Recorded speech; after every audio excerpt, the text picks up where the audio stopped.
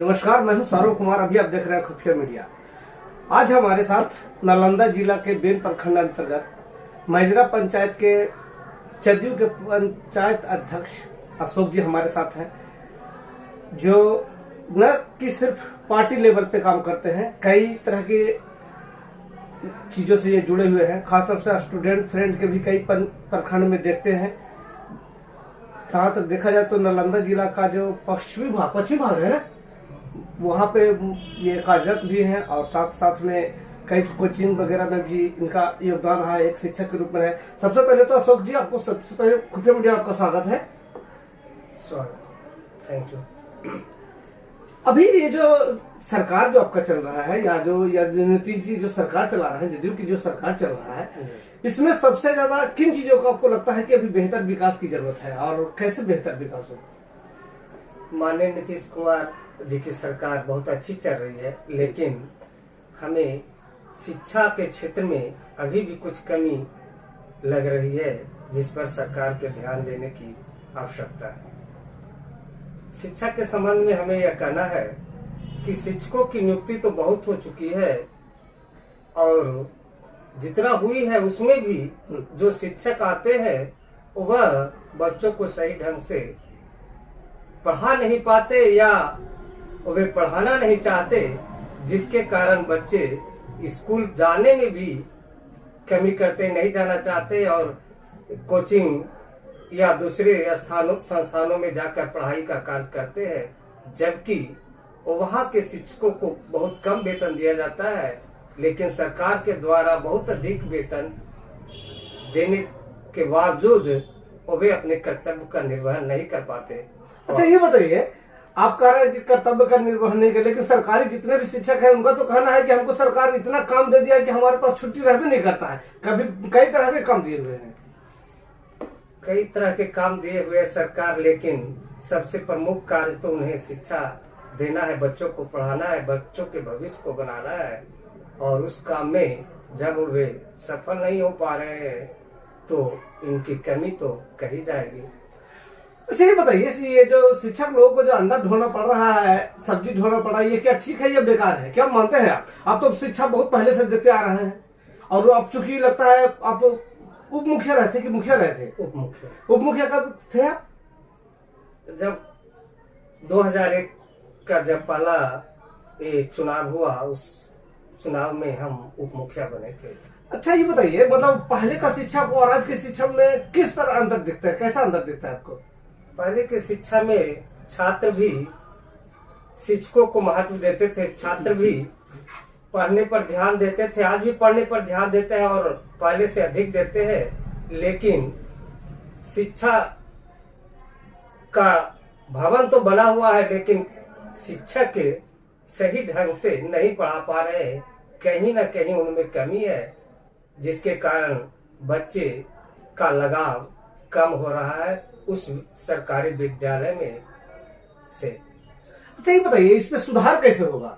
ये बातें तो बहुत होती है, लंबी लंबी बातें, मतलब भाषण बजी होता है, लेकिन इसमें सुधार कैसे होगा?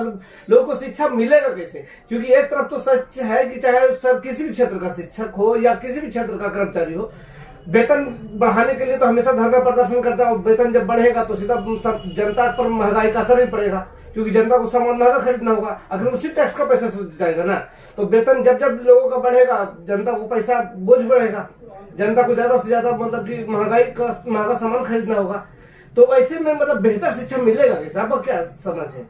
मेरे अनुसार से सभी जो पदाधिकारी हैं, जो ऊपर के अधिकारी हैं, वे अगर सही ढंग से इन पर दबाव देने का काम, दबाव यानी कहने का अर्थ उन पर निगरानी करने का काम करें और हमेशा इनमें यह भय बना रहे कि हम अगर अपना कार्य सही ढंग से, शिक्षा सही ढंग से न दे पाए, न देते हो या गायब रहते हो या अनुपस्थित रहते हो, तब वे अपने कार्य का निर्वहन अच्छे ढंग से कर पाएंगे और बच्चों को पढ़ाने पर ध्यान देंगे। अच्छा, ये बताइए, आप जैसा कह रहे हैं तो आप लोग भी तो सत्ताधारी और एक अच्छे पद पे हैं, तो क्या आप लोग भी निरीक्षण वगैरह करते हैं, इसकी रिपोर्ट वगैरह जानकारी वगैरह देते हैं अधिकारी जो भी है कि हाँ आपका यहाँ क्लास नहीं चल रहा है, यहाँ टीचर गायब है, इस तरह का, या सरकार को लिख के मतलब या पैड पर लिख के डाल दिए या फोन अधिकारी के, क्या इस तरह पे आप लोग ध्यान देते हैं?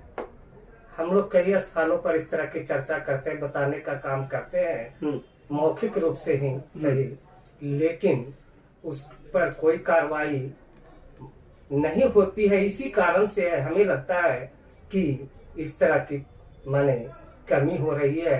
और नीतीश कुमार सरकार से मैं आग्रह भी करूंगा कि जो भी अधिकारी हो वह इस मामले पर ध्यान दे और बच्चों के भविष्य से खिलवाड़ न करने का काम करे। यानी आपका वही हो रहा है, जैसे नीतीश सरकार या नीतीश जी कह रहे हैं कि दारू मत पियो, दारू मत पियो, फिर भी जदयू के भी कार्यकर्ता नेता लोग पीते रहता है। उसी तरह से मतलब कि सरकार का जितने भी शिक्षक वगैरह हैं, शिक्षक वगैरह कह रहे पढ़ाओ पढ़ाओ पढ़ाओ, लेकिन पढ़ाने पर कोई ध्यान नहीं है। दोनों का मामला यही है क्या?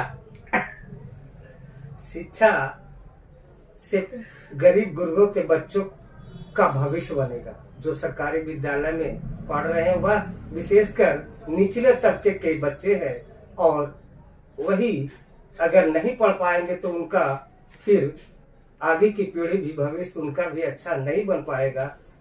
अतः मैं बार बार यही आग्रह करूंगा कि जो भी अधिकारी पदाधिकारी इससे संबंधित हो वे हमारी बातों पर ध्यान दे।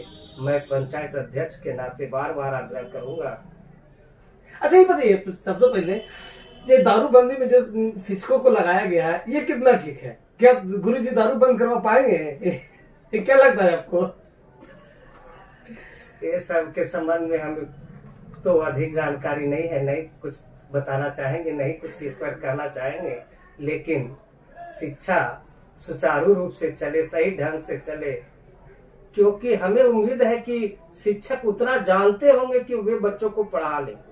यह हमें भी लगता है, चाहे कैसे भी नियुक्त करके आए हो, उनका सर्टिफिकेट क्या हो इसमें हमें नहीं जाना है, लेकिन वे जरूर पढ़ा सकते हैं। लेकिन कमी केवल यही है कि उनकी इच्छा शक्ति ही लगता नहीं है, जिस कारण से बच्चों को पढ़ाने पर ध्यान न दे रहे हैं। अच्छा ये बताइए, मतलब नीतीश सरकार तो अभी कस के दारू के पीछे कस के लगे हुए हैं, क्या उनका कार्यकर्ता या कस के शिक्षा के सुधार पे लगेंगे क्या? आप लोग का क्या मिशन है, दारू या मतलब शिक्षा? आप लोग एक ग्रामीण क्षेत्र के कार्यकर्ता हैं, ग्रामीण क्षेत्र से आते भी हैं, बिल्कुल उस क्षेत्र में जहां हर तरह का सुविधा नहीं है, तो ऐसा अवस्था में आप लोग का क्या मिशन होगा कार्यकर्ता लोग का? जो कह रहे हैं मतलब सुप्रीमो वही या चेन, मतलब शिक्षा या दारू? दारू पर भी पाबंदी आवश्यक है। हाँ। समाज का कल्याण तभी होगा जब नशा मुक्त लोग रहेंगे, और शिक्षा भी जरूरी है, क्योंकि भविष्य शिक्षा पर ही निर्भर है। और जो शिक्षित है वह कहीं भूखा नहीं मरता है, वह किसी न किसी अपने बुद्धि से भविष्य में उपार्जन कर लेता है, अपने जीविका को चला लेता है। ठीक बताइए, आपके नजर से आपका जो सरकार है या नीतीश जी का लगभग कितना शिक्षा पर ध्यान दिए हुए? हमारे अनुसार से सबसे कम शिक्षा पर ही ध्यान है सरकार का, ऐसा हमें लगता है, ऐसा आसपास के माहौल को देखकर लगता है। और बाकी विभाग में हमें लगता है कि काम लोग अच्छे कर रहे हैं, सब अपनी ड्यूटी लगभग कर रहे हैं, लेकिन शिक्षा में हमें कमी महसूस होती है, ऐसा हमें अपना नजरिया लगता है। अच्छा, सरकार मतलब शिक्षकों के ऊपर या शिक्षा में सुधार के लिए दबाव क्यों नहीं बना? क्या डर है कि कहीं ऐसा ना हो कि पूरा बोटे खिसक जाए? नहीं, सरकार तो हर समय प्रयास करती है, विशेषकर हमारी नीतीश कुमार की सरकार, लेकिन कोई न कोई अधिकारी इस में कमी उनकी रह रही है, और जिसके कारण इस तरह का कमी हो रहा है, जिससे सुधार की आवश्यकता है। और सुधार होनी चाहिए, तभी हम गरीब गुरबे के बच्चे को सही शिक्षा प्राप्त होगा, और वे जो गरीब है अच्छे स्कूल में नहीं भेज सकते हैं, एकेडमियों में या कोचिंग में नहीं भेज सकते हैं, वे तो इसी पर निर्भर हैं। तो इन्हें भी अगर यहाँ भी अच्छा शिक्षा नहीं मिलता है तो कैसे इनका भविष्य बनेगा, यह सोचकर हमें बहुत दुख होता है। कहीं ना कहीं अब एक बात लगता है स्पष्ट हो रहा है कि कहीं ना कहीं अब ये शिक्षा का चिंगारी कस के जलेगा क्या? अब हर जगह मतलब कि जो भी है फिर से शुरू होगा क्या? तालाबंदी और स्कूल में शिक्षकों के लेट आने पर वेतन बंद, ये सब इसके पीछे भी लगता है कस के अब चालू हो रहा है क्या? ऐसा कुछ लगता है, सिग्नल तो दिख रहा है आप लोगों का। अगर नहीं माने, नहीं सुधरे तो शुरू। हमारी आग्रह तो यही रहेगी कि ये सब होने से पहले सुधार हो जाए, शिक्षा प्रणाली में सब सुधार हो जाए, सब अच्छे तरह से शिक्षक अपने कार्य का निर्वहन करने लगे, बच्चों को पढ़ाने लगे, सिखाने लगे, तो विशेष हम यही आग्रह करेंगे। चलिए, तो अभी आप सुन रहे थे अशोक जी को, जो नालंदा जिला से बिलोंग करते हैं, और पूरा परिचय तो हम आपको पहले दे चुके हैं। इसी के साथ हम अपनी बात को खत्म करते हैं। जय हिंद।